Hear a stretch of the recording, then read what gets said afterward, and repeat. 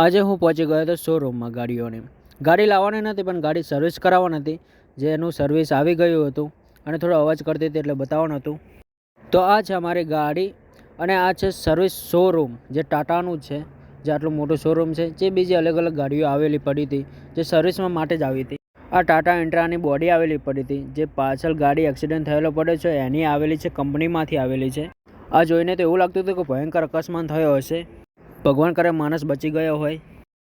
તો આ બધા શોરૂમના મિસ્ત્રીભાઈ હતા, જે રંગે રૂપાલા અને કપડે કાલા દેખાતા હતા. આમાંથી એકનું નામ પૂછીએ આપણે. मैं बाबा टिल्लू, टिल्लू नाम मेरा बाबा टिल्लू. યો હની સિંગની સ્ટાઇલમાં અમારી ગાડીનું એર ફિલ્ટર ચેક કરતા હતા કે ખરાબ થઈ ગયું કે સારું હતું. તો સારું જ હતું એટલે અમારું પાછું વાળી દીધું હતું.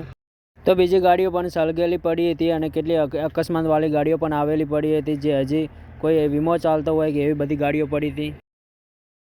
મારી ગાડીનો નંબર આવેલો ખાડાવાળી ગેલેરીમાં લાવી દીધી હતી, કારણ કે નીચે ઉતરીને એના ચાકા ખોલી અને ઓઇલ કાઢવાનું હતું અને પછી નવું ઓઇલ નાખવાનું હતું અંદર.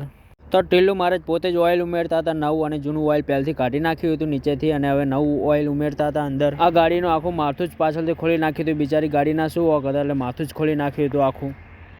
મોટાભાઈ લાખોનો હિસાબ કરતા હતા અને હું અને ટીલ્લુ મારે જ પોતે વચ્ચે ભંગ પડાવવા જતા રહ્યા હતા, કારણ કે અમારે ગાડીનું બિલ બનાવવાનું હતું. હવે કેટલા લાખનું બને ખબર નથી અમને.